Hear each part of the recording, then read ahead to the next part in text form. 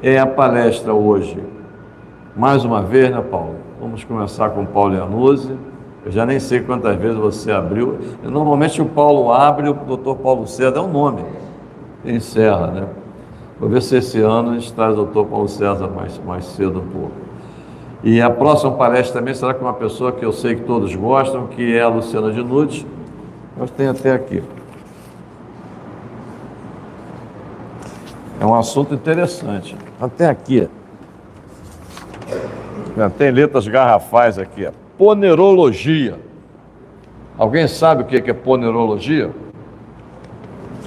São os psicopatas no poder. Vocês já viram que é uma palestra interessante, a do dia 26. Vai ser aqui mesmo ainda. Não deve estar pronto lá em cima ainda. Então, ela vai fazer a abordagem, obviamente, não específica, mas pelo lado acadêmico da coisa. A especificidade fica por conta da nossa imaginação. Certo? Exemplos não faltam. Né? Não, o alcoolismo não tem nada a ver com isso. Bem, depois no dia 9, teremos uma palestra também que eu estou doido que aconteça com o Sebastião Moedo. Vocês lembram do Sebastião Moedo, que é professor de História? É o homem que faz do tablado é um palco, né? E ele lançou já um livro novo e eu pedi para ele falar desse livro conosco, que é Padres da Pátria. Aliás, não sei se é só padre, você tem também umas madres, porque o livro é espetacular. Depois, no dia 16, nós teremos o primeiro evento, 16 de abril, já estou lá em abril, 9 de abril, agora 16 de abril, do Clube de Oratória. Então, o nosso Clube de Oratória vai se abrir no dia 16 de abril.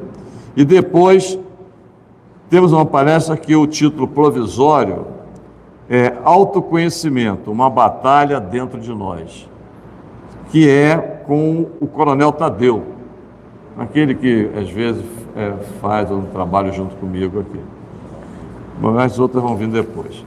Bem, voltando aqui ao dia de hoje, eu peço mais uma vez que desligue o celular, vou colocar em modo avião, evitar conversas paralelas durante a palestra. Aqui, se chegar e a porta estiver fechada, por favor, entrem por trás. Tá como é lá no outro, só que aqui tem que dar a volta pela sala. Eu acho que o almoço lá continua sendo um preço diferenciado, né? Alguém almoçou lá? 25, né? Bom, então é isso daí. E agora vamos passar ao propriamente dito. Vou falar do meu amigo Paulo Iannuzzi, que vai nos trazer Reencarnação, o retorno à forma. O Paulo é economista, possui mestrado em macroeconomia e administração financeira e empresarial pela FGV, Fundação Getúlio Vargas. Consultor e professor de astronomia, professor e pesquisador de ufologia, civilizações antigas e suas escrituras sagradas, com ênfase especial no Egito Antigo. Arqueologia, a ênfase também em arqueologia, ciências ocultas, cabalá, hermetismo, geometria sagrada, meditação, expansão da consciência e autoconhecimento. Sociedade Teosófica, conferencista nacional e internacional destes e de outros temas correlatos. É autor de vários artigos e textos correspondentes aos temas citados. Fundador e primaz do Pilares de Hermes, Escola de Mistérios. Membro e colaborador da Egypt Exploration Society, em Londres, Cairo, 1882. Sem mais delongas, meu amigo Paulo Iannuzzi.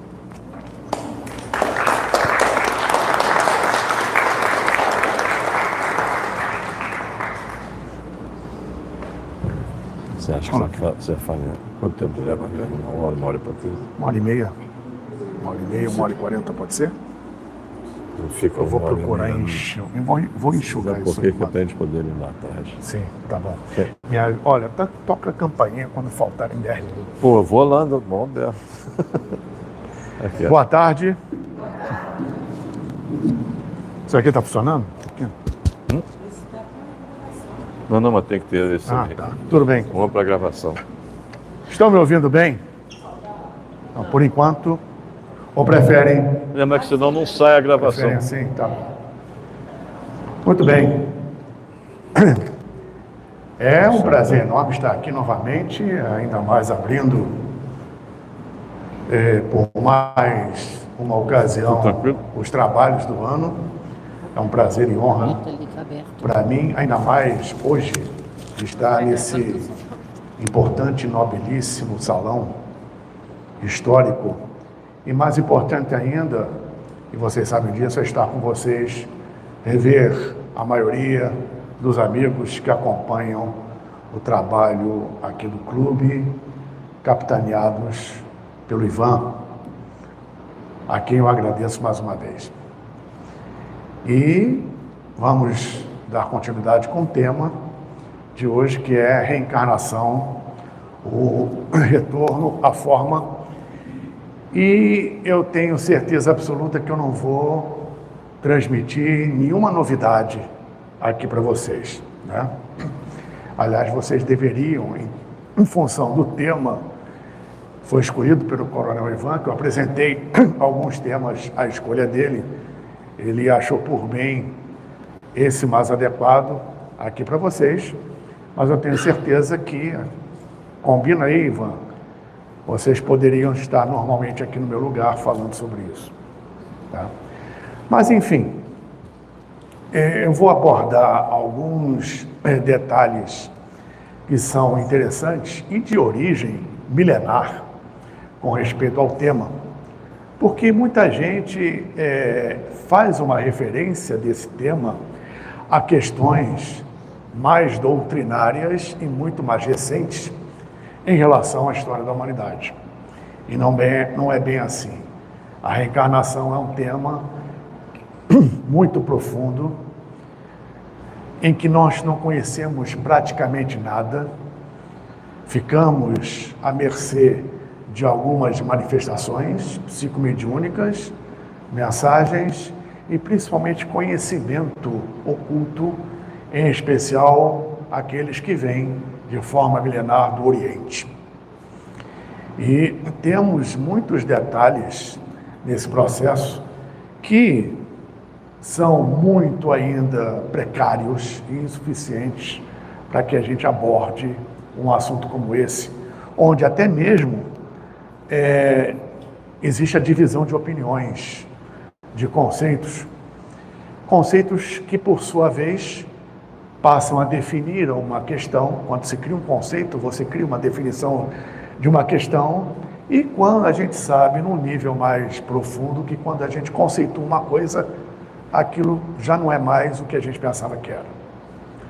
Então, o conceito é algo ambíguo, ainda mais definindo um tema como esse, onde no momento existem, a meu ver, particularmente, algumas distorções com respeito a isso, né? Uma delas, obviamente, pedindo para que observem atentamente tudo que chegarem a vocês e a quem vocês conhecem, pela internet, principalmente, se divulga muito sob um pretexto gnóstico, e esse pretexto gnóstico é totalmente errôneo. Se você fosse aprofundar justamente nos conhecimentos gnósticos, é colocando a culpa na gnose a questão do desencarne, do processo do desencarne. Vocês já ouviram falar sobre isso? Quem ouviu alguma coisa a respeito de não entrem no túnel de luz, porque é uma armadilha dos arcontes? As pessoas conhecidas e outros que te recebem carinhosamente do outro lado são hologramas. Sua memória é apagada e você é induzido a reencarnar para gerar mais energia e ectoplasma densa para alimentar esse ser. Alguém já ouviu falar sobre isso? Já. Então, eu não preciso repetir aqui, creio eu, que ignorem veementemente esse tipo de coisa que, infelizmente, influencia muita gente por aí que teima nos dias atuais em não apreciar determinados fundamentos. Vai acreditando em tudo que lê, tudo que ouve, e pronto, aquilo passa a ser uma verdade absoluta.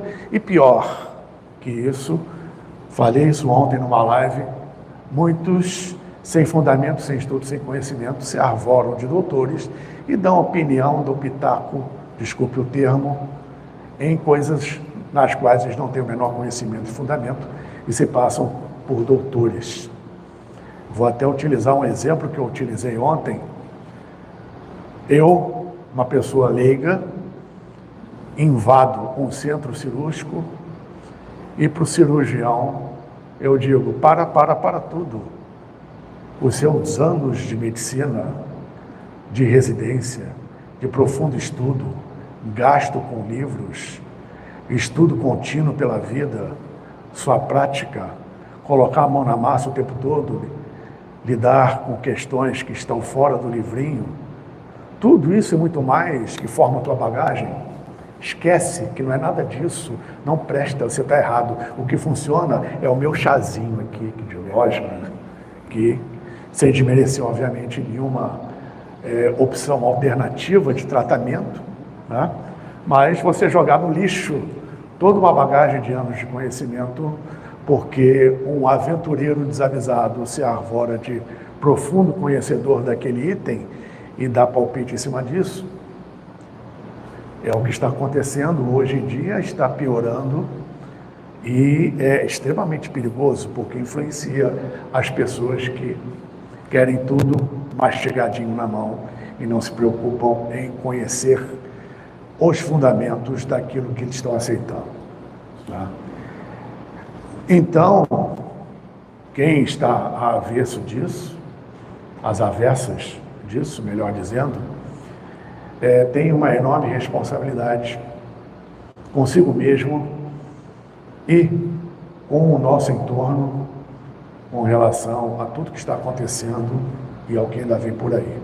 Então eu citei um de muitos exemplos, para mim absurdos e ridículos, do que está se divulgando por aí com respeito às armadilhas da reencarnação. Então o que eu vou passar aqui tem uma estrutura milenar, embora cada um tenha total liberdade de acreditar no que quiser, mas independente de qualquer coisa, toda causa gera um efeito, toda ação gera uma reação, gera uma consequência, e essa consequência ela sempre aparece. Tudo que nós emanamos para o universo, do mais simples ao mais complexo, volta em algum momento, porque o universo não tem tempo nem espaço. Nós é que delimitamos isso com a nossa mente. Em algum momento, para nós, que é imediato para o cosmos, isso volta. Né? Então, quando você investe no seu processo de autoconhecimento, autorrealização, você só tem a ganhar. Embora você levante o véu, e levantar o véu é enxergar além da cortina, isso obviamente tem um valor, esse valor vai te cobrar, obviamente, determinadas questões que estão alheias ao status quo vigente no momento atual, que é um momento de Kali Yuga, momento de transmutação, transformação e transição a nível não somente planetário, mas no sistema solar inteiro. Tá? Mas como estamos aqui na Terra, vivenciando esse processo aqui, vamos, por enquanto, focar nisso aqui. Mas lembrando sempre que sofremos a nível planetário efeitos, principalmente do que acontece no Sol e no campo magnético da Terra, a partir das ações solares. Uma coisa está linkada, está atrelada à outra. Nós somos condicionados, né, a segmentar processos que fazem parte de um todo, até mesmo para um entendimento didático, mas isso é levado a outras consequências.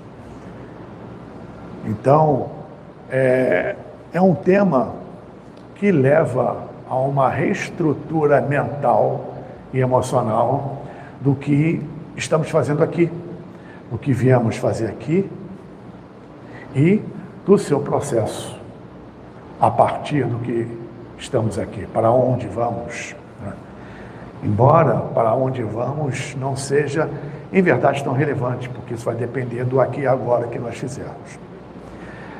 E a questão hoje, entrando a física quântica, tá? Em que é muito diferente do que se imagina por aí, porque hoje tudo é quântico, tá? Palestras quânticas, atividades quânticas, tudo é quântico hoje, né? Aliás, essa moda do quântico já está dando lugar a uma outra moda. Tudo é neurociência, tá? Eu vou lavar a mão ali depois de sair do banheiro, isso é um processo neurocientífico. Então, as pessoas se utilizam de questões sérias e de estudos de ciência séria para falar um monte de bobagem e alcunhar justamente determinados elementos com termos inadequados. Eu mesmo já mostrei, acho que não aqui, uma foto de uma aula de física quântica numa universidade americana. É um quadro, primeiro que a aula era um salão, daqueles salões, aqueles auditórios que as carteiras vão subindo, parece um anfiteatro. Lá embaixo fica o professor e atrás dele um quadro que, sem exagero, é maior que essa parede, lotado de fórmulas matemáticas numa única aula de física quântica. Então, física quântica é um pouco além do que muita gente imagina, né, e é colocado por aí. Então, existe muita coisa quântica. E sem mais delongas, parando de papo furado, nós vamos dar início à nossa palestra, desde que isso aqui funcione. Como é que é aqui?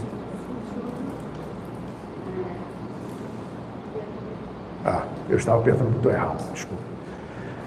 E como no nosso processo tudo começa e termina no ser humano, tá? Até citando, me atrevendo a citar o tema da próxima palestra que fala sobre o poder, o problema não é o poder, o problema é o que você faz com ele. O problema não é o dinheiro, o problema é o que você faz com ele. Ou seja, no fundo, a questão é o ser humano, a reeducação do ser humano, tá? Como os antigos e Da Vinci, projetando geometria sagrada no ser humano, já conheciam. Não vou entrar nesses detalhes, tá? E os antigos, praticamente todas as civilizações antigas, já falavam sobre esse processo, principalmente no Oriente, da reencarnação. Embora possa parecer simples, não é tão simples ainda, lembrando que o que a gente conhece é 1, 2%, sem exagero algum, do que realmente acontece.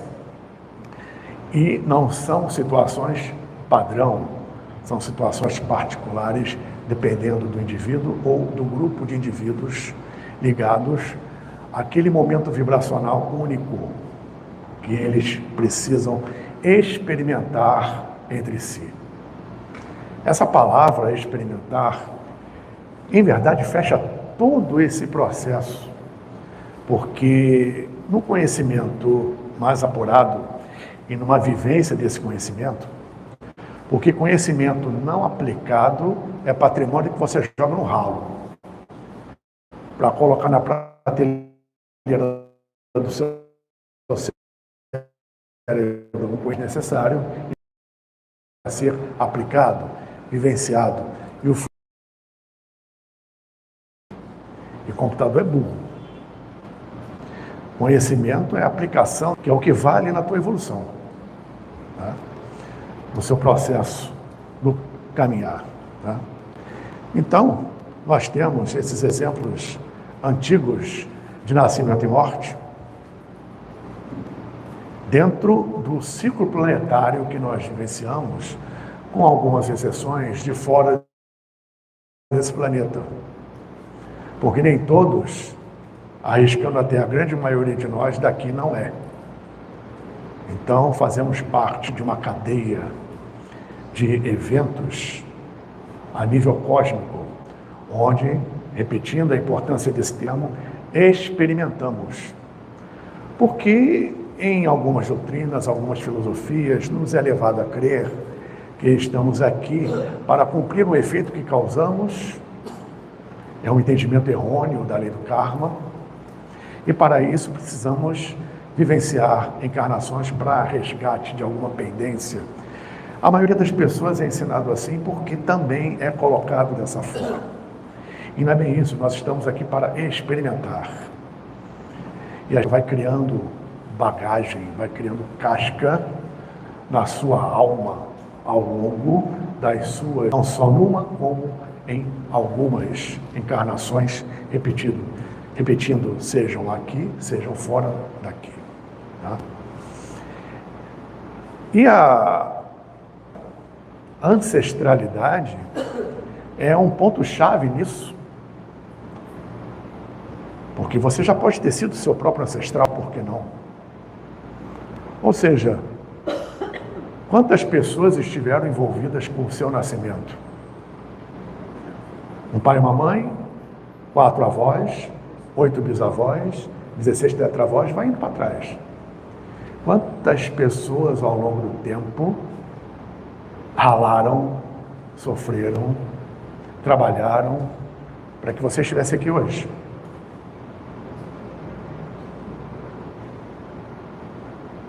Essa ancestralidade está na nossa genética. Por isso que os antigos, em alguns países, principalmente do Oriente até hoje, reverenciam o culto ao ancestral. Porque é trabalhar a sua própria energia, porque ele está dentro de você. Tá? Eu não estou falando nem a nível espiritual, metafísico, energético. Só a nível biológico, a importância disso já é tremenda. De você ser uma legião ambulante. Tá?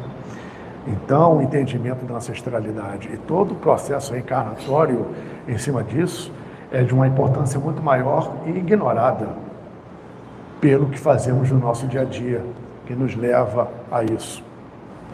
Isso aqui é uma tanca tibetana que mostra os vários níveis do processo de reencarnação segundo o entendimento deles.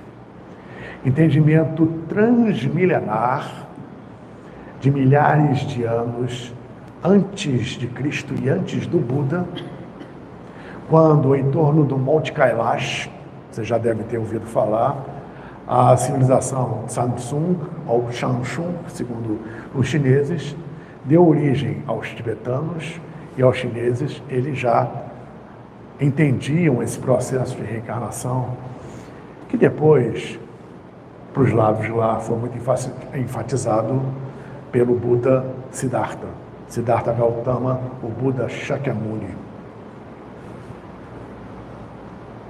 Isso equivale ao que nós chamamos de paraíso, equivale ao que os gregos chamavam de Elysium, equivale ao campo de juncos e papiros do Duat, aos quais os egípcios se referiam. Enfim, você tem isso em todas as civilizações, é apenas um vislumbre do estágio intermediário que passamos, dependendo, obviamente, da vibração consciencial de cada um. Não é um lugar propriamente dito, é um estado de consciência entre encarnações. E aí vem muitas polêmicas. Um diz que você não evolui entre vidas. Outros dizem que você evolui e aprende muita coisa lá do outro lado. Ou seja, cada um hoje em dia, não só sobre esse assunto, como muitos outros, diz uma coisa.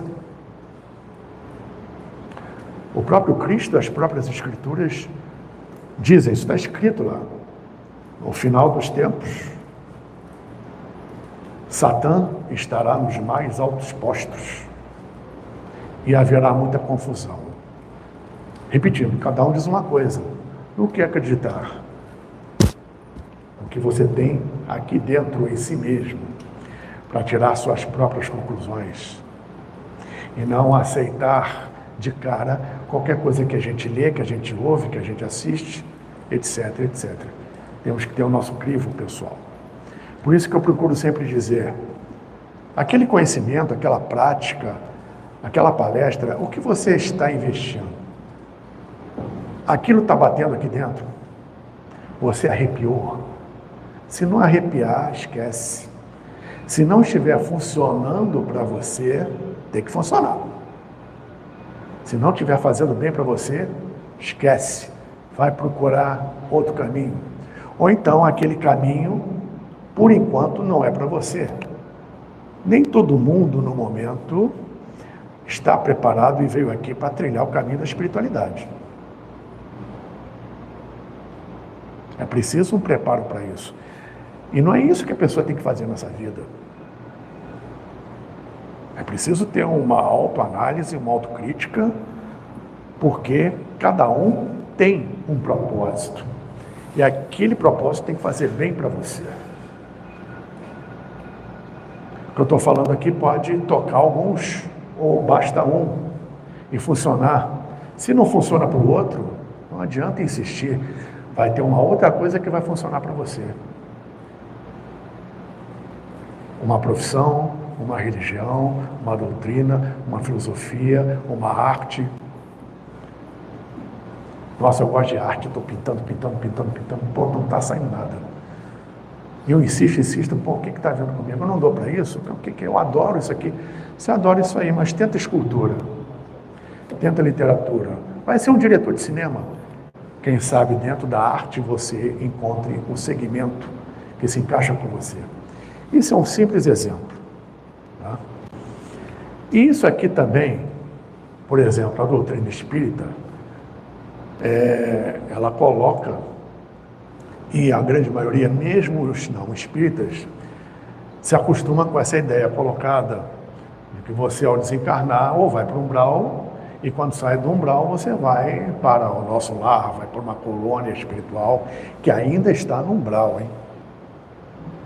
Ainda está no umbral. Por que nosso lar tem muro, muralha? Para quê? Se tem muralha é porque está se defendendo de alguma coisa. Você chega nos Estados Unidos, as casas lá têm grade? Tem muro. Aqui, cheio de muro, você está se defendendo de alguma coisa. Por que uma colônia espiritual de alta patente precisa, nem que seja simbolicamente, se apresentar como uma muralha? Um portão que só abre de dentro para fora.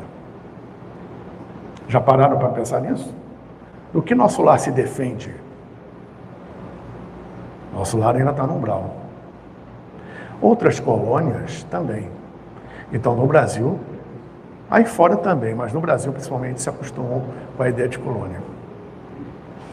Aí você para pensar, poxa, isso tem a ver com a crença, com o que cada um acredita. O plano astral é muito maleável. Você molda mentalmente o que você quiser ali. Desde que você aprenda a fazer. Até a sua roupa. E alguns seres mais avançados, até a sua fisionomia de uma própria encarnação passada. Parando para pensar mais profundamente.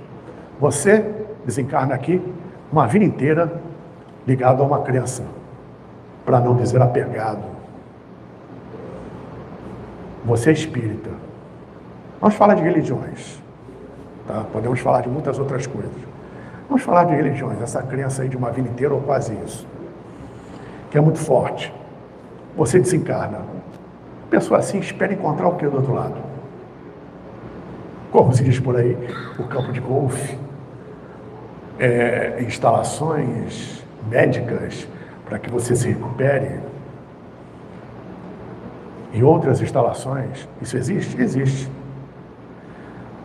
Mas o católico, quando ele morre, o que ele espera encontrar do outro lado? Isso? Não. Ele vai encontrar o que do outro lado? A igreja, os papas, os santos, Jesus Cristo, a filha dele, Nossa Senhora, etc. São eles? Não. São projeções que ele fez ao longo da vida, que nós chamamos de formas de pensamento. O tibetano, o indiano lá no Oriente, o que ele espera encontrar do outro lado? Um grande monastério. No pé do Himalaia, Himalaia astral. E assim sucessivamente. O que nós vamos formando pelo nosso apego emocional e ao longo da vida, de acordo com as nossas crenças, nós, como seres co-criadores, como temos o DNA divino dentro de nós, somos capazes disso e não fazemos ideia que com nossos pensamentos, palavras e emoções, estamos co-criando lá do outro lado e aquilo nos espera quando a gente chegar lá. É polêmico? Para o ocidental é. Para o oriental, de cultura milenária em respeito a isso, é mais do que natural. Como era natural, por exemplo, para o egípcio, um desencarnado ou as divindades estarem em 2, 3, 4 lugares ao mesmo tempo. Para o empirismo ocidental científico ortodoxo, isso é impossível. É uma questão de cultura. O que os egípcios sabiam que nós hoje não aceitamos? São exemplos dentre muitos. Então, o que você encontra do outro lado e o seu processo de reencarnação vai depender muito do seu sistema de crenças e do que no que você está apegado. É montado aquilo tudo para receber aquele, senão o choque é muito grande. Vocês viram, quem viu o filme Nosso Lar? Quando a mãe do André Luiz, que está numa vivência superior, se manifesta ali, quando ela volta para lá, é mostrado o ambiente para a qual ela volta? Não. Porque nem a doutrina sabe descrever aquilo. Está fora da nossa concepção mental e emocional. Como ela já tinha transcendido isso, ela está numa situação de saber que outras coisas que eu estou citando aqui, além de outras, são teatro, entre aspas. Então, quanto maior o nível de consciência e mais próximo do real processo e da verdade, a coisa é bem diferente. Que a tendência é a gente enxergar do outro lado o que a gente vive aqui, até o momento que a nossa consciência vai transcendendo. Isso pode levar um segundo, como pode se levar várias vidas. O encontro com os deuses e os seus avatares, segundo os mitos indianos e hindus. Isso é um caso muito interessante, foi feito um filme a respeito disso. Alguém aqui viu Manika?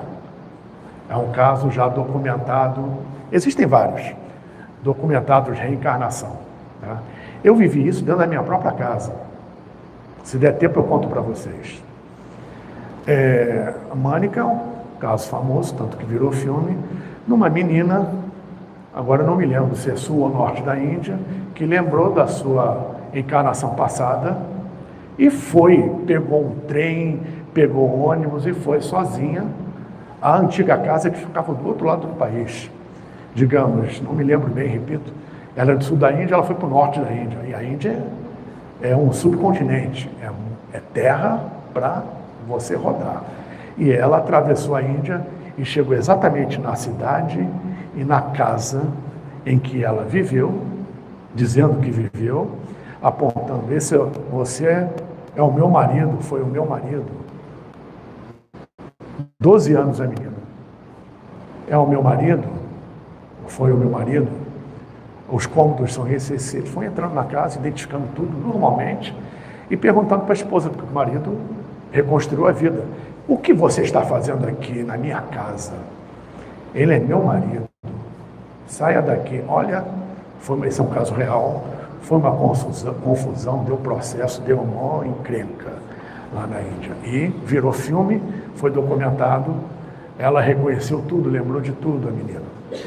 E depois, para ela, justamente pela pouca idade, entender o processo, que foi uma lembrança passada dela, deu trabalho, mas chegou lá. Né? Dentro da chamada Era Moderna, nós temos, a partir de meados do século XIX, a proposta científica de Allan Kardec sobre a questão do além-túmulo e sobre a questão da reencarnação. onde muito do trabalho dele foi baseado em textos milenares e em práticas de sociedades secretas, principalmente Rosa Cruz, maçonaria, em especial a sociedade dentro da Rosa Cruz, que é o martinismo, de Louis-Claude Saint-Martin. Alguém já ouviu falar no martinismo? Alguém aqui é martinista? Eu conheço. Conhece? Muito bem. E aqui nós temos algumas observações. Antes de nascer, a criança já viveu e a morte não é o fim. Isso é um papiro egípcio de 3.000 a.C. 5.000 anos no total. A alma nunca morre, mas recomeça uma nova vida, muda de domicílio, tomando uma outra forma. Quanto a mim, já fui Eufórbes no tempo da guerra de Troia e lembro-me perfeitamente bem do meu nome e dos meus pais, bem como fui morto em combate com o rei de Esparta. Mas, embora vivendo em vários corpos, a alma é sempre a mesma, pois só muda a forma. Pitágoras. Estou convencido de que vivemos novamente e que os vivos emergem dos que morreram e que as almas dos que morreram estão vivas. Sócrates. 3.000 a.C., 572 a.C., 469 a.C. Ou seja, a questão da reencarnação está longe de ser novidade. Não nasce com o Espiritismo, não nasce com Kardec. Ó tu, moço ou jovem, que te julgas abandonado pelos deuses, saiba que, se te tornares pior, irás ter com as piores almas. Ou, se melhor, irás se juntar às melhores almas e, em sucessão de vida e morte, farás e sofrerás o que um igual pode merecidamente sofrer nas mãos de iguais. Esta é a justiça dos céus. Aprender é recordar. Platão. Eles, os fariseus, também acreditavam que as almas tinham uma força imortal dentro delas e que, sob a terra, elas serão premiadas ou punidas, segundo elas tivessem vivido virtuosamente ou em vício esta vida. E estas últimas são mantidas numa prisão eterna, ao passo que as primeiras terão o poder de viver novamente. Flávio Joséfo, em Antiguidade. Em verdade vos digo que ninguém pode ver o reino de Deus se não nascer de novo. Perguntou-lhe então Nicodemos: como pode nascer um homem já velho? Pode tornar a entrar no ventre de sua mãe para nascer uma segunda vez? Jesus respondeu: em verdade vos digo que aquele que não nascer da água e do Espírito não pode entrar no reino de Deus. O que é nascido da carne é a carne, o que é nascido do Espírito é Espírito. Não te maravilhes de ter dito: necessário vos é nascer de novo. O vento assopra onde quer, e ouves a sua voz, mas não sabes de onde vem, nem para onde vai. O mesmo se dá com todo aquele que é nascido do Espírito. João. Toda alma vem para este mundo muito fortalecida pelas vitórias ou enfraquecida pelas derrotas da sua vida anterior. Seu lugar neste mundo é determinado pelos seus méritos ou deméritos anteriores. Seu trabalho neste mundo determina o seu lugar no mundo que se seguirá após este. Nos Príncipes encontra Celso Orígenes. E Santo Agostinho diz: não terei eu vivido em outro corpo, em alguma outra parte, antes de entrar no útero de minha mãe? Isso é a época que a Igreja Católica já não aceitava a reencarnação.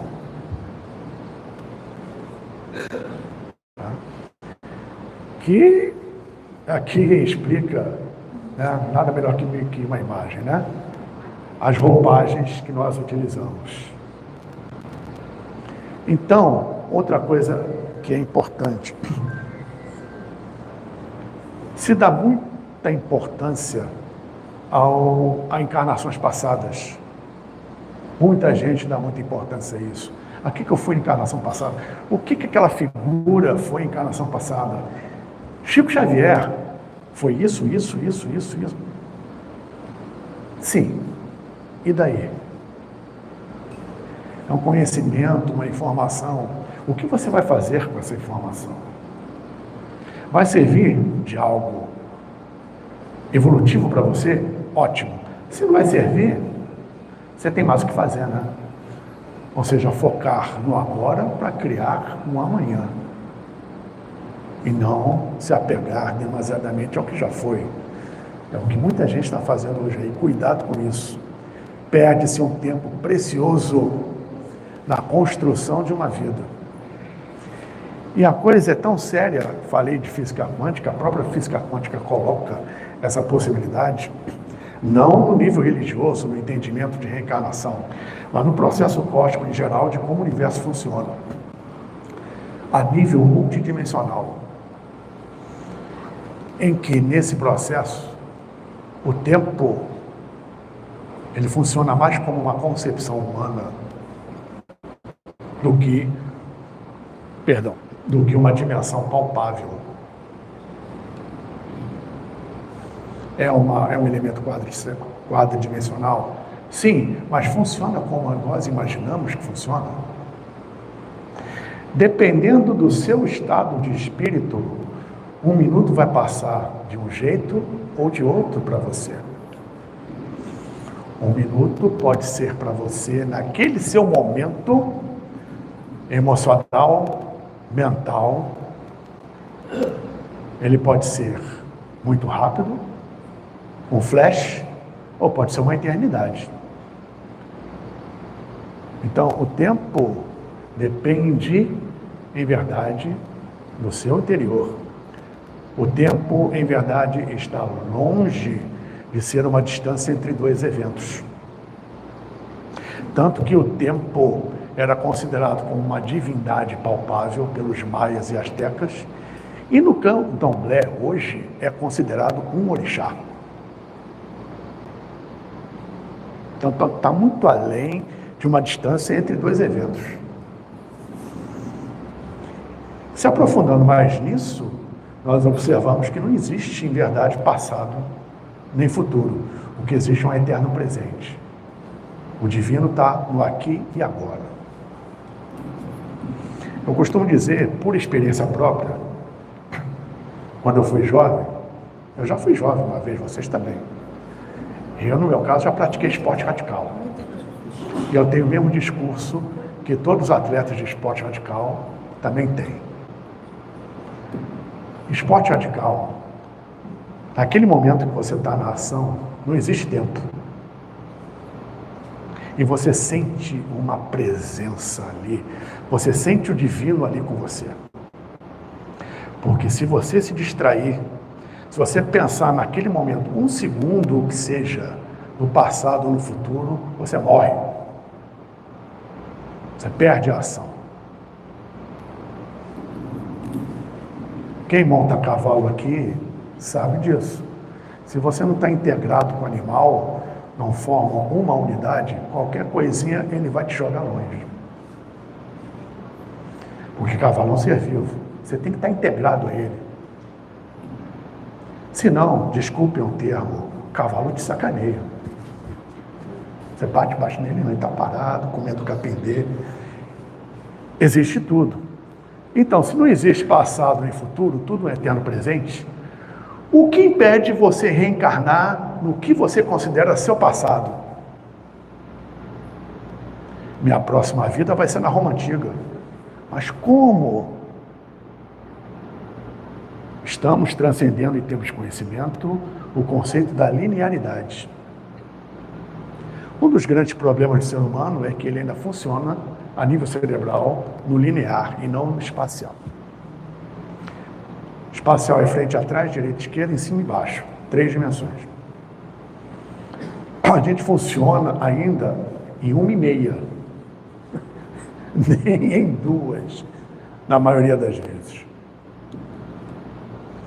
Voltando a Da Vinci, a questão está no ser humano.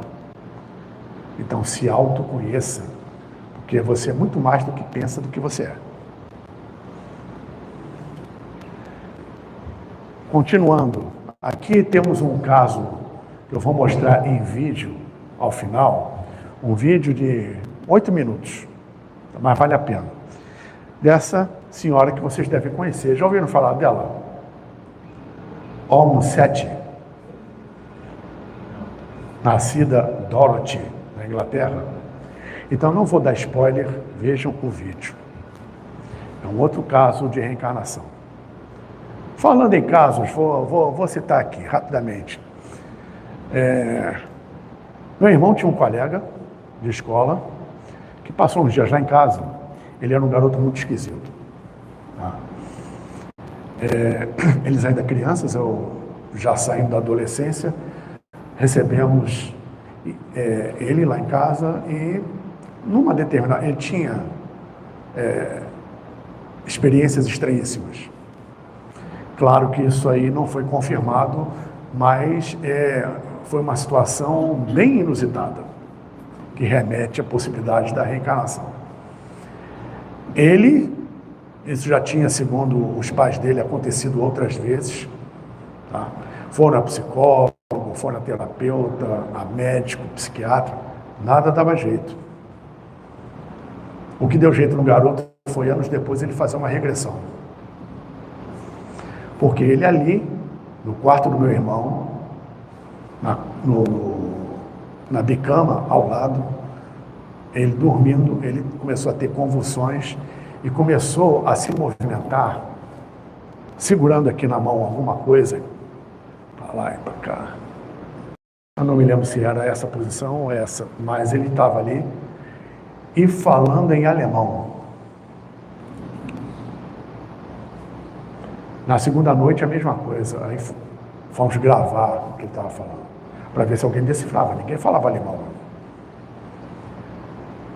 E aquilo foi se repetindo, e ele ia falando alemão, o tom de voz dele aumentava, era desesperante, e ele dava uma sacudida enorme, silêncio. E depois dormia.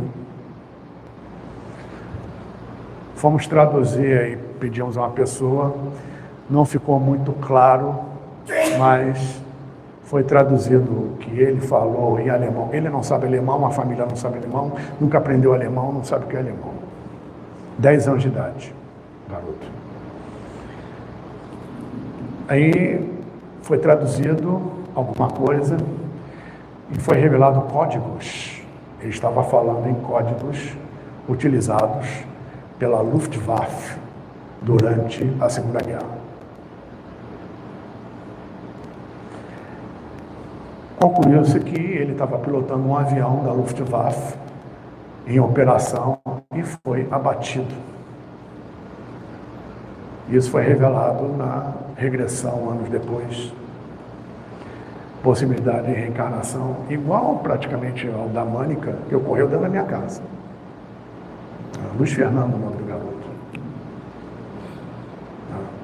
Ele sabia como é que um garoto de 10 anos, em estado de transe praticamente, e desespero, porque ele mostrou desespero de que iam abatê-lo, ia ser abatido, não tinha jeito. Ele menciona códigos da Segunda Guerra, que só a Luftwaffe deveria conhecer, ou historiadores. Complicado isso, né? Isso aqui, dentro do mito egípcio, é muito interessante, porque eles acreditavam que o trajeto pós-túmulo não era uma coisa tão simples assim. Tanto que o Livro dos Mortos, que em verdade o nome correto é Livro de Saída para a Luz, traz as chaves, as senhas, os encantamentos para você passar pelos 11 portais do Amentes, 11 portais do astral. Segundo eles, era um trajeto que o desencarnado tinha que cumprir para chegar no 12º portal, que é o salão cerimonial da pesagem do coração, que a gente conhece hoje na egiptologia como Tribunal de Osíris. Então, ele tinha que colocar as senhas das respostas negativas, justificativas negativas. O primeiro portal tinha uma divindade, perguntava para ele: você cometeu adultério? Não, eu não cometi adultério. O outro, pode passar. O outro portal: você roubou? Não, não cometi roubo nem furto. Pode passar, e assim por diante. Quando ele chegava no salão do tribunal, a grande balança, essa representação dos portais da mente. A grande balança do tribunal servia para quê? O coração dele ia num vaso canópico, num prato da balança, e no outro prato ficava a pena da deusa Maat, a deusa da ordem, da justiça, tá? Do equilíbrio. Tudo que é ordem é a deusa Maat que mantém para os egípcios. Era uma das mais importantes, mais respeitadas e veneradas no Antigo Egito. Nada acontecia no universo sem ela. E ela tinha uma representatividade, a pena de avestruz, que na natureza é a pena mais leve do universo. E o coração do indivíduo tinha que ser mais leve que essa pena. Sacanagem. Muito bem. Ali era para provar que ele não mentiu dos outros portais. Então, a fileira de deuses lá em cima, ou seres que acompanham aquele indivíduo no pós-mortem e testemunham contra ou a favor dele. Mas só que tem um barato. Ou ele, não passando, é devorado por esse ser aqui, embaixo da balança, que é o mito de hipopótamo, hiena e crocodilo, que é o Amit, deus do submundo, conhecido como devorador de almas. Esse devorador de almas é simbólico, porque é o processo da reencarnação. Ah, não passou, então volta. Não vai adentrar no paraíso de Osíris, que está esperando lá do outro lado, na extrema direita. Mas até chegar lá, fulano passou na balança, passou no teste. Ele vai todo serelepe, sendo conduzido para o paraíso de Osíris. Aí chega Maat na frente dele, ó, para. Eu tenho a tua ficha aqui. Aqui na tua ficha, diz que você matou a sua mãe. Me conta essa história. Ah, não foi bem assim, eu estava bêbado, ela me dominava, eu estava fora de mim, eu estava sob um efeito de magia.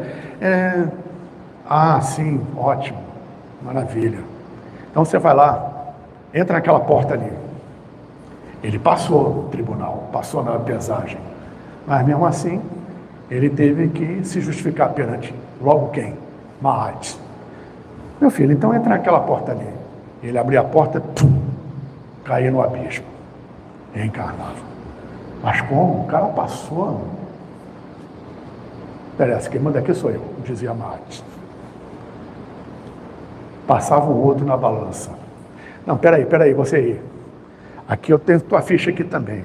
Aqui diz a mesma coisa, que você matou sua mãe. Me conta essa história. É aquela alma feliz por ter passado na pesagem, mas perplexa pelo outro ter caído no abismo. Não, realmente, matei, faria de novo, porque aquela velha era insuportável. Acabava comigo, tolhia minha vida, passei poucas e boas com ela, matei sim. Ah, é mesmo. Então você vai entrar naquela porta ali. Ele abriu a porta, estava no paraíso de Osíris, vivenciando a vida eterna. Essa história diz o quê? Que para os egípcios antigos, o mais importante, que vale mesmo do outro lado, é ser verdadeiro. Coisa que hoje em dia é difícil, muito difícil. Ou seja, para a cultura egípcia, essa cultura vivenciava no dia a dia o máximo possível, porque eram seres humanos como nós, faziam poucas e boas também, mas eles procuravam se manter o mais isentos possível, na medida do possível, tá? Para que pudessem se justificar verdadeiramente no tribunal.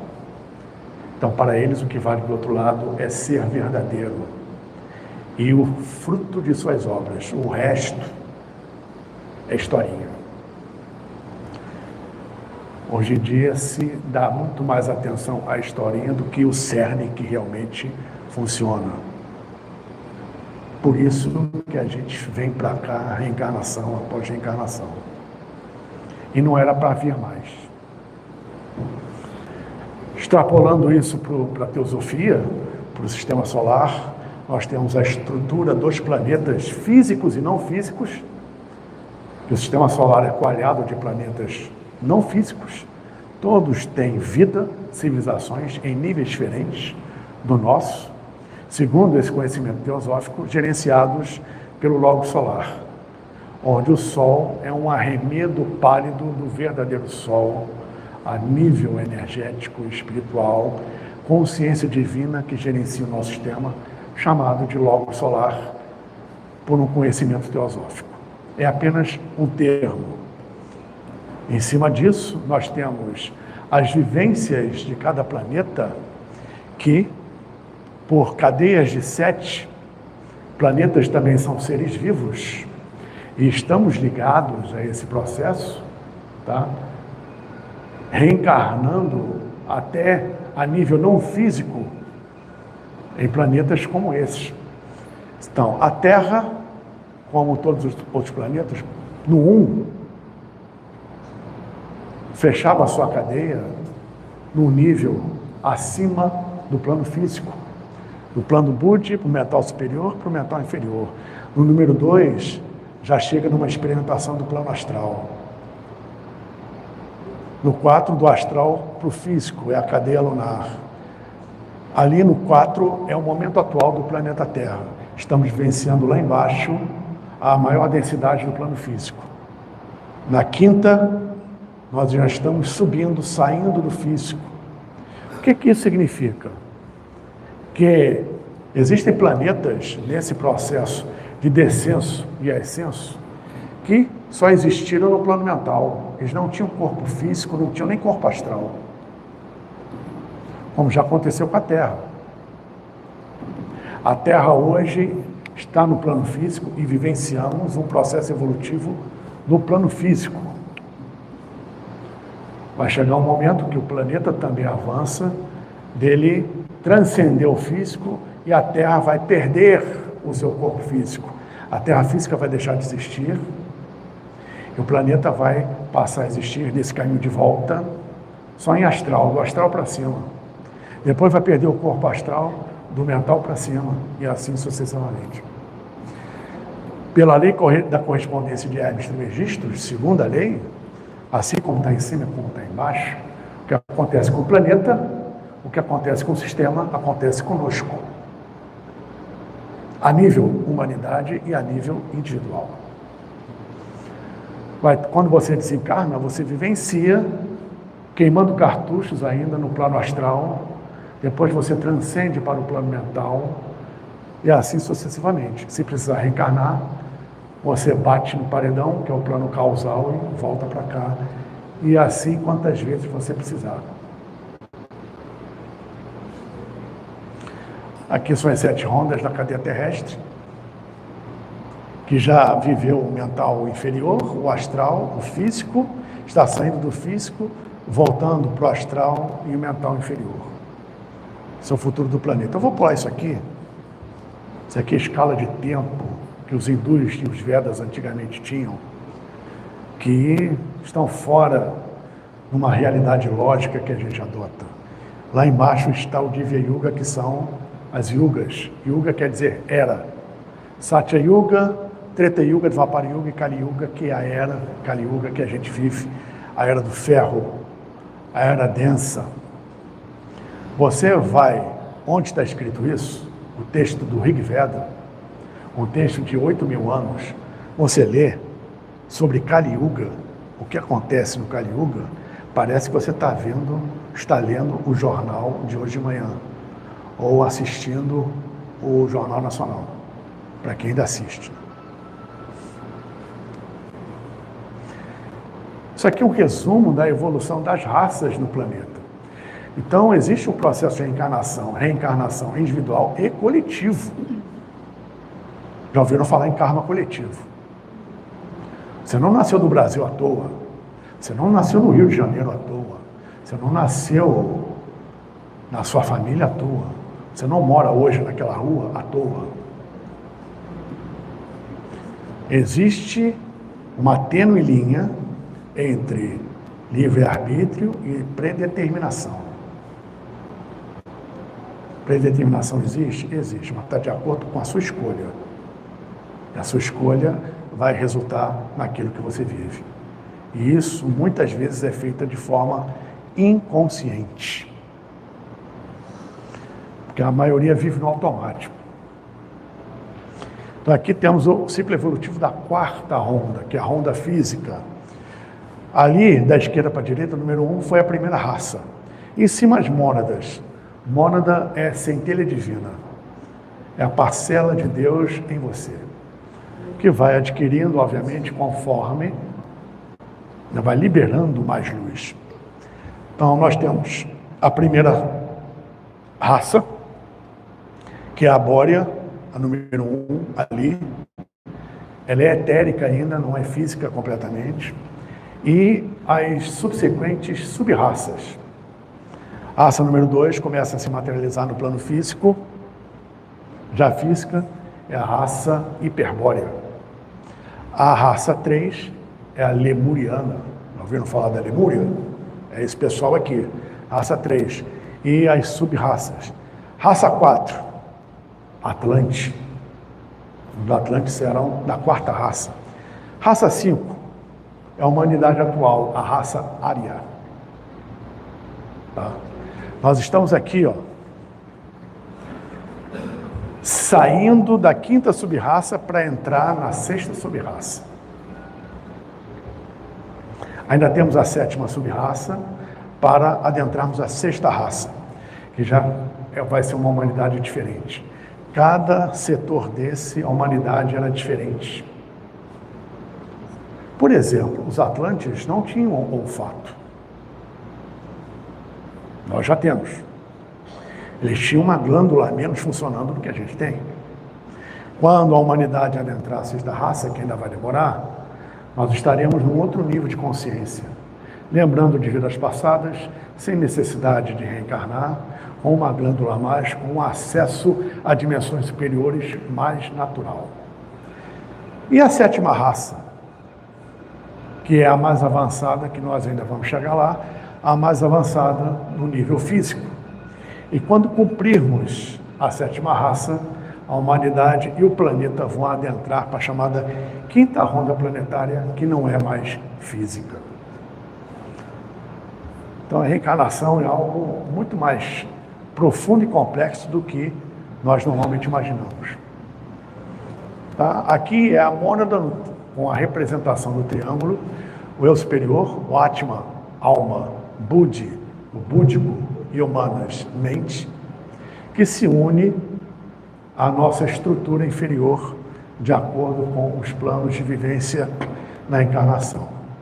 Ou seja, o nosso eu verdadeiro, o nosso eu espiritual, a nossa centelha divina, o nosso eu superior, o nosso espírito real, é o triângulo ali.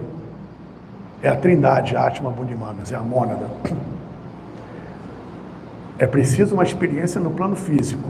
Só estou falando em termos de terra, tá? Plano físico. Isso vai ser, então, trabalhado. E essa mente superior, o eu superior, a centelha divina em nós, vai, junto com os devas lípicas, que é o termo indiano antigo, milenar, para o que hoje se entende como os senhores do karma, embora tenha uma diferença grande, elabora junto com os elementais um novo corpo mental, um novo corpo astral, um novo corpo etérico e um novo corpo físico para aquela encarnação. Ou seja, você agora é único. Nunca teve ninguém, jamais terá alguém como você hoje. Que a próxima vida da sua consciência superior verdadeira, a sua essência, vai, se precisar, vai forjar para uma nova vida física, um novo corpo mental, um novo corpo astral, um novo corpo etérico, um novo corpo físico. Esse quadrado aqui, que é a junção disso tudo, é o que o espírita chama de perispírito. Didaticamente, eles juntaram tudo num termo só. Então nós temos a emanação da centelha divina para uma essência elemental astral, chamada de átomo astral permanente, passando pelo plano mental até chegar no astral. Alma grupal, uma alma antes de atingir o estágio da individualização, que é o caso do ser humano, o que só acontecerá quando chegar ao avançadíssimo estágio do reino humano, deverá percorrer os reinos mineral, vegetal, animal, até finalmente ingressar no nosso reino. Como já vimos anteriormente, cada reino ocupa todo o sistema planetário, com as suas respectivas cadeias, rondas, etc. Note-se que os primeiros sistemas são sempre de longa duração, levando verdadeiras eternidades para concluir o seu trabalho, na nossa escala de tempo. Tal acontece em virtude de se constituírem as primeiras experiências do Logos, por isso mesmo, sempre as mais dificultosas. É por isso que, em termos ocultos espirituais, se diz que Deus experimenta em nós e Deus respira em nós. Dentro do processo de autoconhecimento e avanço, a respiração é o ponto mais importante da nossa vivência. Um grande mestre yogi hoje na Índia, autorrealizado, ele está aqui dando uma palestra, está convivendo com vocês, falando, interagindo, mas o foco dele está aqui e na respiração dele. Como é que ele consegue? Ele trabalhou para isso. A respiração passa a ser algo consciente, porque respiração é prana, é alimento, é vida. É a coisa mais importante que nós temos. A nível evolutivo, em corpo biológico, no reino humano. Uma alma grupal é formada por um grupo de tríades inferiores encerradas numa espécie de bolsão, envolvidas no envoltório tríplice constituído das mesmas substâncias que são formadas. As tríades, ou seja, o primeiro envoltório é constituído de essência elemental do plano mental, depois do plano astral, e o 3 de matéria física etérica, que é o primeiro subplano atômico. As tríades inferiores, metal concreto, astral e físico, são conjugadas por um fio dourado às respectivas tríades superiores, Atman, Buddha e Manas, que é o triângulo azul, que eu mostrei para vocês, que se encontram nos planos superiores, e abaixo damos um esquema do fenômeno. Você tem os aspectos monáticos em cima, que vão se manifestar nas tríades superiores, que por sua vez se manifestam nas tríades inferiores, é uma reação em cadeia para formar uma alma grupal. E isso depois vai se individualizar. Ou seja, aquele espectro e aquela essência de alma de um reino mineral vai transmigrar depois para um reino vegetal? Vai. Depois vai transmigrar para uma experiência no reino animal? Vai. Depois transmigra para o ser humano? Sim. E do ser humano transmigra para um supra-humano? Sim. Que supra-humano esse virá nas raças posteriores à nossa quinta raça. Tá? Então, uma alma grupal. Você tem uma alma ou um ser monático por uma cadeia de montanhas. Alguém já parou para notar aqui no Rio de Janeiro a aura das montanhas à noite? Parem e observem. Aquilo é o reflexo da alma grupal da cadeia de montanhas, reino mineral.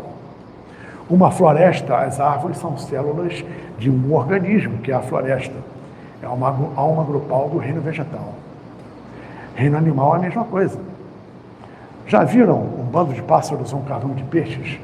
Se deslocam como se fosse um só? Cada peixinho é uma célula, cada passarinho é uma célula da alma grupal, se manifestando ali. E aquilo vai se individualizando, até chegar a 4 a 6 elementos de animais mais próximos do ser humano e de uma capacidade cerebral maior. Animal tem alma? Os egípcios antigos já sabiam que tinham, por isso que mumificavam também animais. Esse é o esquema da alma grupal mineral.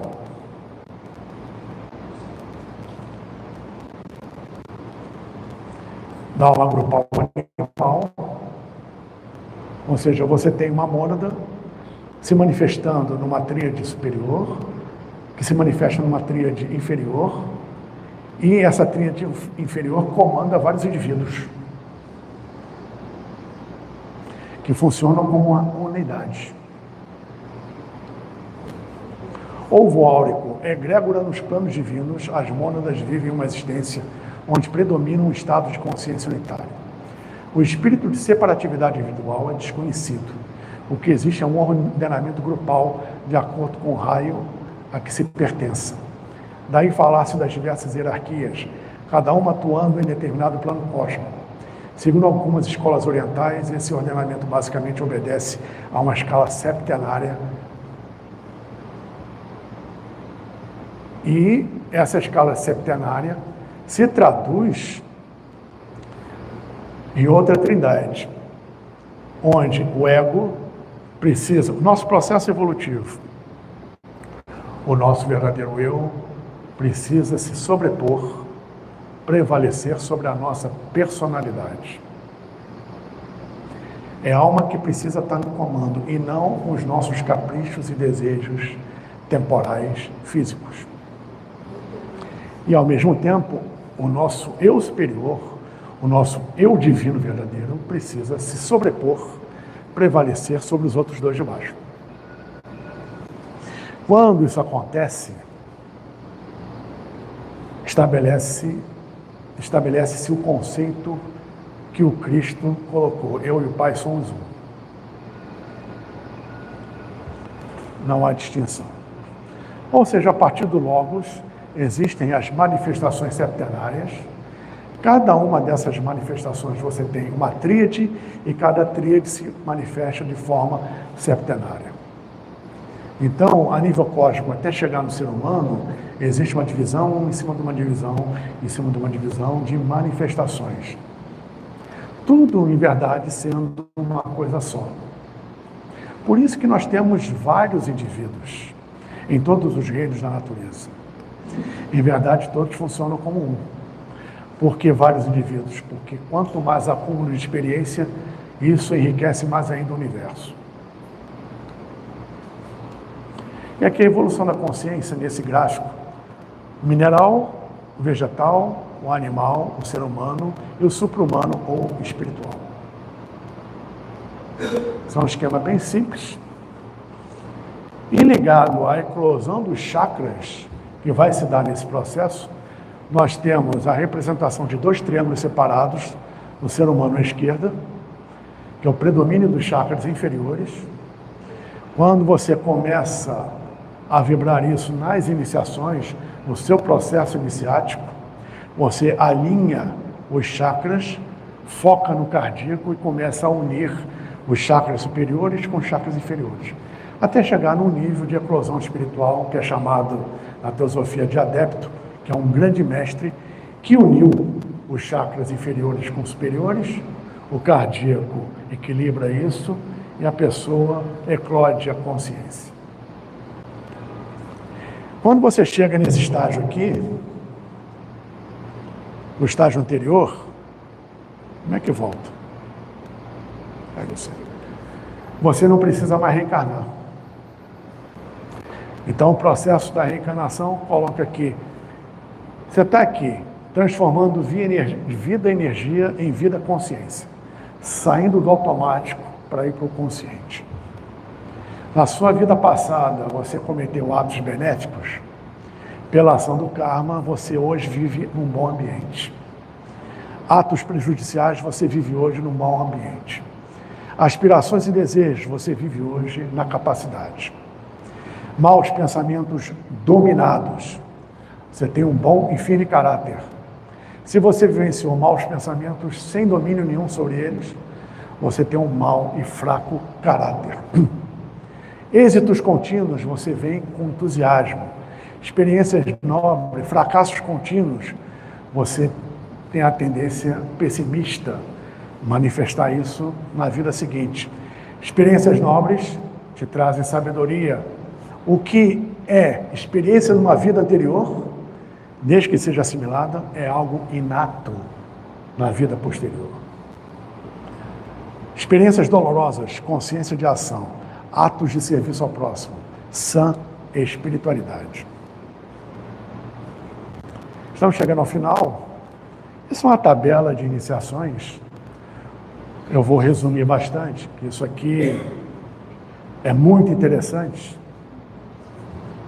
porque eu já vi mais de uma vez anúncios de instituições prometendo um curso de final de semana, dando um certificado de mestre ascensionado para quem cumprir.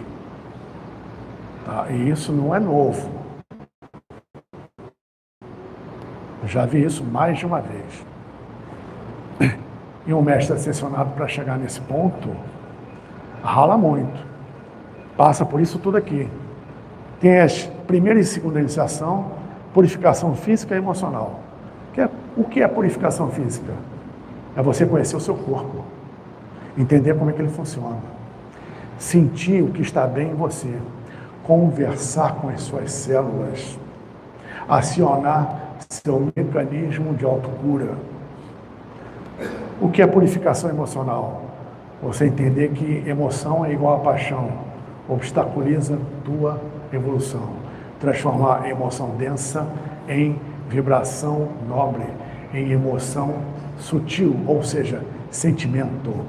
Sentimento é sempre altruísta, compartilha, você purifica a sua emoção. Você tem que entender, compreender e saber como você funciona emocionalmente e tratar o melhor disso. A grande maioria não chega nem na purificação física. A purificação mental, a mesma coisa. Nada mente mais que a mente. Você vai meditar, você vai orar, você vai se concentrar num determinado trabalho. Olha, aquela conta vai vencer. E aquela conta já venceu. Nossa, fulano falou aquilo para você, mas isso é inconcebível. E não presta. E aquela situação que ficou pendente? E você vai ter que ir lá enfrentar. A sua mente vai criar N distrações e armadilhas para te tirar do foco. Então é preciso que você transcenda a sua mente. Entender que nós não somos o nosso corpo físico, nós não somos o nosso corpo emocional, nós não somos nem o que nós pensamos. Se você consegue pensar no que pensou, você não é o que pensa. Transcender seus pensamentos faz parte da purificação mental, até você chegar na predominância da intuição. Coisa que é raríssima e negligenciada. A intuição, não é possível, isso aí não é assim. Aí a tua mente entrou, atribuindo uma lógica que é daqui e que não é de lá, e a lógica daqui não funciona quando você quer trabalhar com coisas, com elementos de lá, que são a realidade, e isso aqui é ilusão. Tá? Até você chegar na síntese, na vidência e na síntese solar. Vidência é a maestria, quando o indivíduo chega ao nível mestre espiritual, que está muito além de uma falange de luz, de um ser de luz, de uma hierarquia de luz. O mestre está acima disso. E além do mestre, que é a síntese solar, a sexta iniciação, aí é que entra o mestre ascenso. Eu acho difícil acreditar que alguém chegue a isso no final de semana, mas tem gente que coloca. Então, esse processo todo vai muito, mas muito além da reencarnação do que é colocado para nós, o que a maioria entende. E isso é a ponta do iceberg devido ao tempo que nós temos à nossa disposição aqui.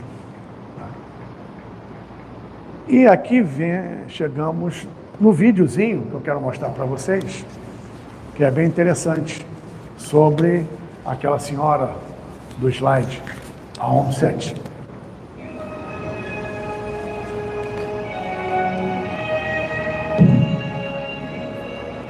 Uns 5 anos depois, a capital religiosa do Egito era Tebas, uma das mais ricas e poderosas cidades do mundo.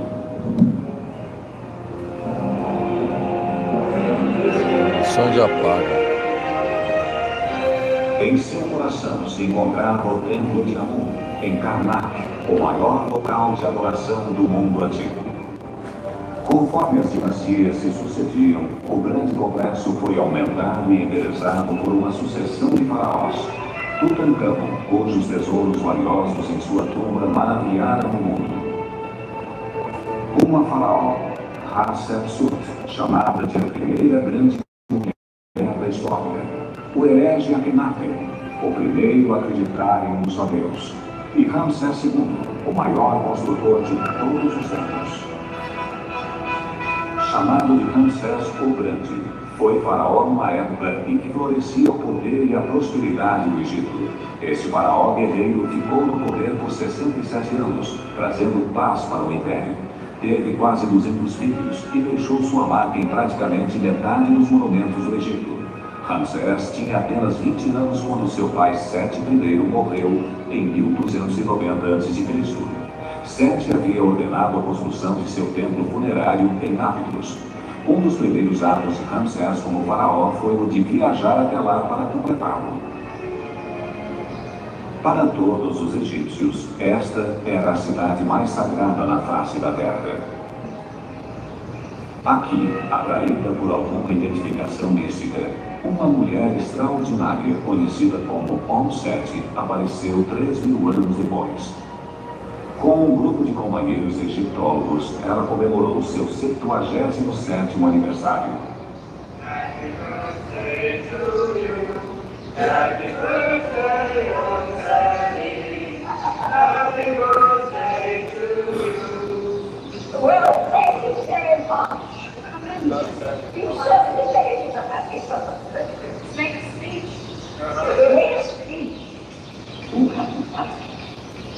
I think it was a mass-produced one. Never mind, that doesn't matter. My heart, wherever I came to be, do not stand up and witness against him. I think that's the text it should be. You got it. Yeah. Oh, thank you very much. Om-Sete at her 77th, on her way to 110. Thank you. Yet I was treated to our dear old friend, Rusty Six. Nascida Dorothy Inde na Inglaterra, ela diz que alguma coisa a chamou para cá. Veio para o Egito há 50 anos, casou-se com um egípcio e teve um filho ao qual chamou de Sete. Desde então, ficou conhecida como Om, significa mãe de Sete. Ela dedicou os últimos 30 anos de sua vida para estudar o templo de Sete I e tornou-se uma especialista nele e em Ramsés II. Ramses tells that he came to Abydos alone, you see, in the first year of his reign after his father was dead. And he found that the decoration was incomplete. In the inscription he says that I ordered the work of my father to be completed. And all the works which my father had started and were still incomplete, I had them finished. And then he goes on as if he's speaking to the soul of his father, you see, and telling him that all that Seti had wanted to do and died before completing, that all his plans and ambitions, Ramses would complete it. And he said, so long as I am ruling, it will be as though you are still on the throne. He was a nice fellow, and he was a very good son. Quando Om-Sete chegou aqui representando o Departamento Egípcio de Antiguidades, o templo estava em ruínas. Sua reconstrução tornou-se então sua paixão. They confronted me with a pile of fragments of inscribed stone. There are over 2,000. Muito obrigado. Desculpa, eu esqueci. My job was to copy the inscriptions on them, catalog them, and where possible, fit them together.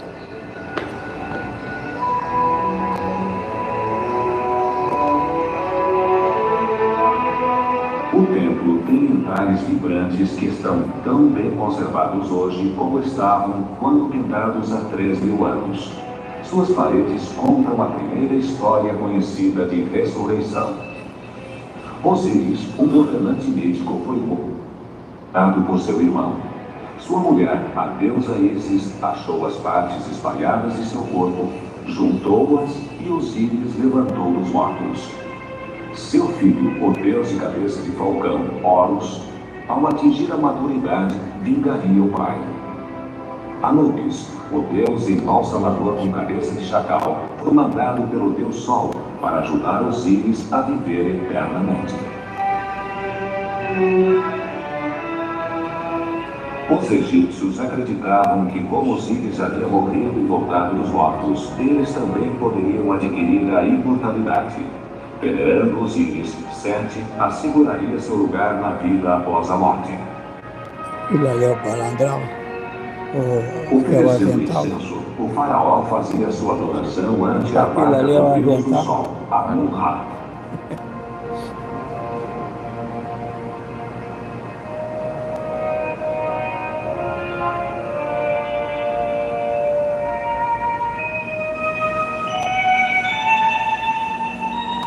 Assim como Sete oferecia pão, patos, figos e romãs para Ísis, Om-Sete segue as antigas crenças. Oh yes, every year at the great feast, and again on the birthday of the god Cyrus, I accompany them with offerings of wine, bread and incense. Oh, I love Pompeii. That's the place I really do feel at home.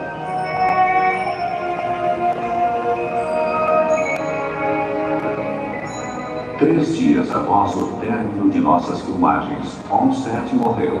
Ela foi enterrada em Abydos, a cidade egípcia da ressurreição.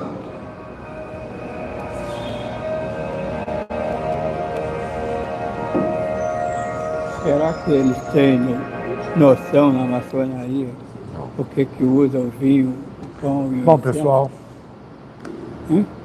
aqui termina a nossa exposição. Em virtude do vídeo, tirem suas próprias conclusões. Tirem suas próprias conclusões. Muito obrigado a todos por essa oportunidade. Estou à disposição de vocês para as perguntas, para os comentários e questionamentos. Muito obrigado.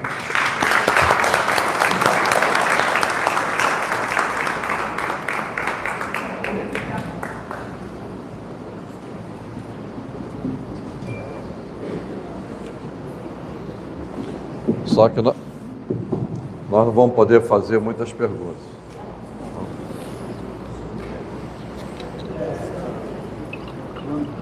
Tá? Conhecimento de regradação regressiva, você sair do... Quanto mais perto. Sair do humano e voltar no corpo vital. Não. Embora hoje na Índia ainda se acredite na metempsicose, que é você reencarnar em qualquer elemento do reino mineral, vegetal e animal, a partir do humano, todas as outras correntes são praticamente unânimes dizer que você não regride. Monadicamente, há reinos anteriores. Você, no máximo, estaciona. Tá? Eu, particularmente, não acredito na metempsicose. Mas ainda é forte lá no Oriente e no Tibete.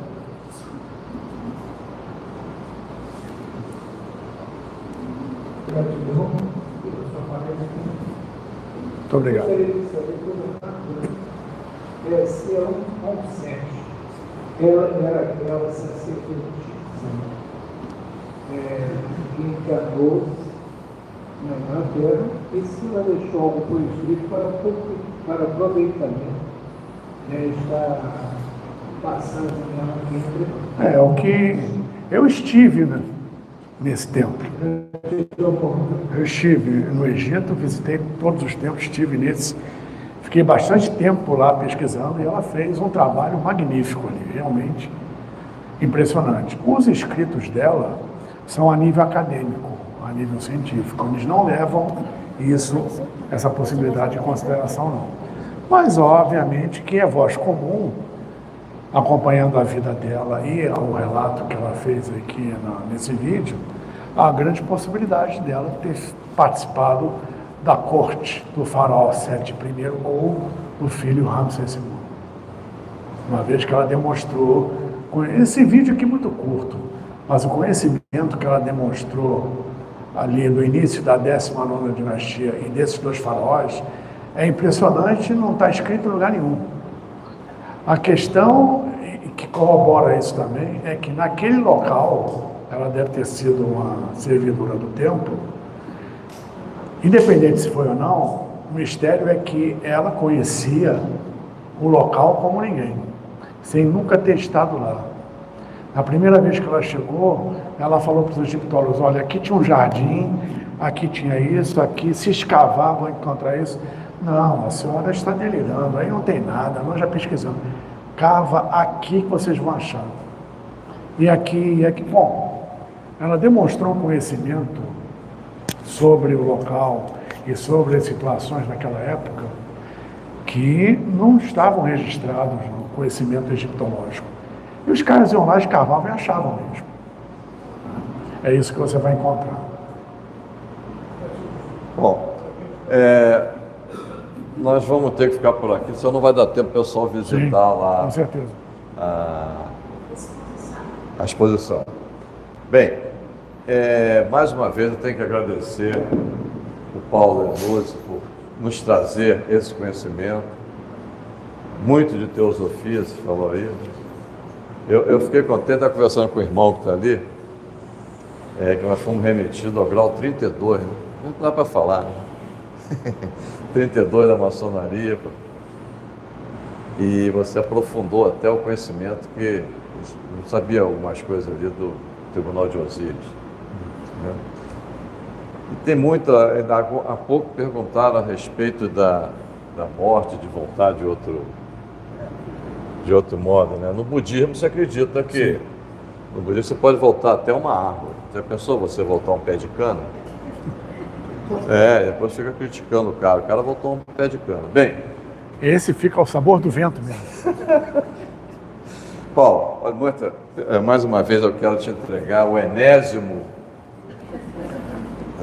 lembrança nossa. Com todo prazer, muito obrigado. Olha, e conto com você ano que vem. Obrigado, Uma salva de palmas, por favor. Como disse o Paulo, sem mais delongas, eu vou pedir para abrir a porta da frente e nós vamos sair por aqui e entrar pela porta lá de trás, que é para poder visitar a nossa exposição. Eu agradeço a presença de todos aqui, conto com vocês no dia 26 para falarmos alguma coisa a respeito da... eu não consigo decorar esse nome. Essa daí eu venho. Ponerologia, psicopatas no poder. Tá? Então, mais uma vez, obrigado a todos. E o Paulo, em especial, muito obrigado por ter nos trazido toda essa sequência. Eu que agradeço. Obrigado, pessoal.